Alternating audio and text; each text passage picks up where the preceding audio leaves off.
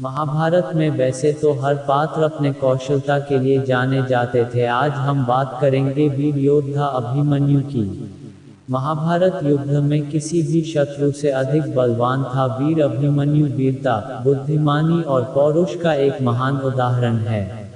महाभारत युग का वीर अभिमन्यु, जिसे अर्जुन पुत्र के नाम से भी जाना जाता है, पांडवों में से सबसे कुशल और आकर्षक, इंद्रदेव द्वारा कुंती को वरदान में दिए गए अर्जुन को समस्त संसार उनके धनुर्धारी कौशल के लिए जानता है। अर्जुन की तरह ही उनका पुत्र भी उनकी छाया लेकर पैदा हुआ था। बचपन से ही अपने माता पिता और अन्य पांडु भाइयों का आदर करने वाला अभिमन्यु श्री कृष्ण की बहन सुभद्रा और अर्जुन की संतान था। अभिमन्यु का बचपन कृष्ण की नगरी द्वारिका में ही बीता था, जहां कृष्ण जी के संरक्षण में उसने हर तरह का योग्य ज्ञान हासिल किया। शस्त्रों का ज्ञान उसे आरंभिक चरण में श्री कृष्ण के पुत्र प्रद्युम्न द्वारा दिया गया था। बाद में अर्जुन ने अपने पुत्र को धनुष विद्या में कुशल बनाया। कहते हैं कि न केवल अपने जीवन के दौरान, बल्कि इस संसार में आने से पहले ही अभिमन्यु ने अपनी माता सुभद्रा के गर्भ में युद्ध का ज्ञान हासिल कर लिया था। यह तब की बात है जब अर्जुन अपनी पत्नी सुभद्रा को चक्रव्यूह भेदने की तकनीक समझा रहे थे। उस समय अभिमन्यु सुभद्रा के गर्भ में था और उनकी सारी बातों को सुन रहा था। अर्जुन अपनी पत्नी सुभद्रा को चक्रव्यूह में जाने, उसके सारे चक्रव्यूह भेदने और अंत में वहां से कैसे बाहर आना है, उसकी कला बता रहे थे। अर्जुन एक के बाद एक सुभद्रा को व्यूह में प्रवेश करने और शत्रुओं को कैसे पराजित किया जाए, उसका वर्णन कर रहे थे। अर्जुन द्वारा सुभद्रा को मक्रव्यूह, कर्मव्यूह और सर्पव्यूह की जानकारी दी गई। यह सब पार करने के बाद किस तरह से चक्रव्यूह से बाहर आया जा सकता है, यह अर्जुन बताने ही वाले थे कि उन्होंने देखा कि उनकी पत्नी सो गई है। सुभद्रा को सोता हुआ देख अर्जुन ने उन्हें आगे परेशान करना ठीक ना समझा और वहां से चले गए।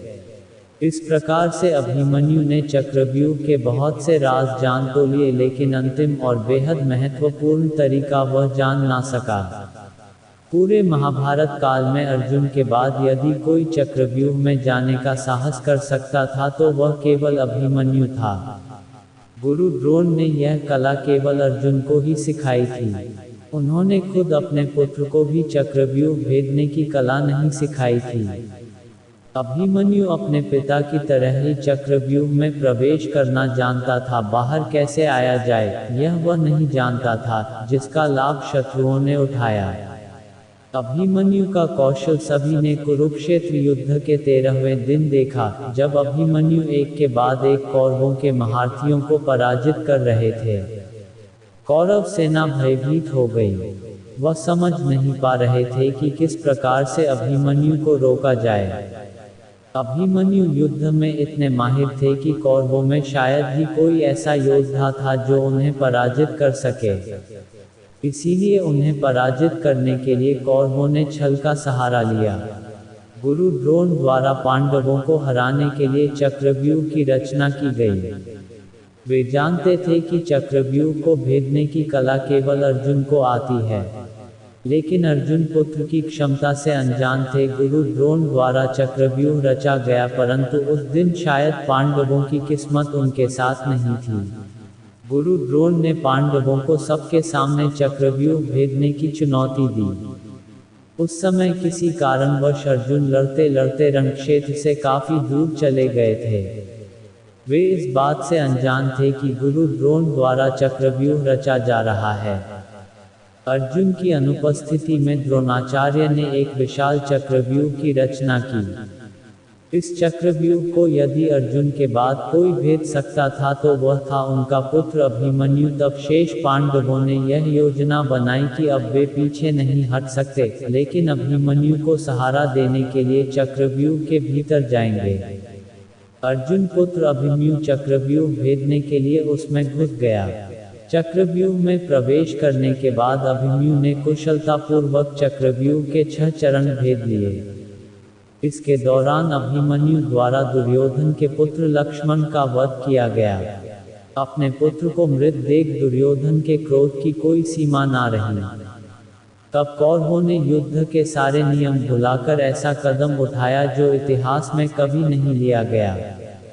6 चरण पार करने के बाद अभिमन्यु जैसे ही 7वें और आखिरी चरण पर पहुंचा तो उसे दुर्योधन, जयद्रथ आदि 7 महारथियों ने घेर लिया। अपने सामने इतने सारे महारथी देखकर भी अभिमन्यु ने साहस ना छोड़ा। उन्होंने अभिमन्यु के रथ को घेर लिया और उसके घोड़ों को मार दिया। अब अभिमन्यु का रथ टूट चुका था, फिर भी अपनी रक्षा करने के लिए अभिमन्यु ने अपने रथ के पहिए को अपने ऊपर रक्षा कवच बनाते हुए रख लिया। दाएं हाथ से तलवारबाजी करता रहा। कुछ देर बाद अभिमन्यु की तलवार भी टूट गई और साथ ही कौरवों द्वारा उसके रथ का पहिया भी चकनाचूर कर दिया गया। इसके बाद भी अभिमन्यु अपने बल से लड़ता रहा और प्रहार करता रहा, किंतु तभी जयद्रथ ने पीछे से निहत्थे अभिमन्यु पर जोरदार प्रहार किया। उस वार की मार अभिमन्यु सह ना सका और वीरगति को प्राप्त हो गया। अभिमन्यु की मृत्यु का समाचार जब अर्जुन को मिला तो वह बेहद क्रोधित हो उठे और अपने पुत्र की मृत्यु के लिए शत्रुओं का सर्वनाश करने का फैसला किया।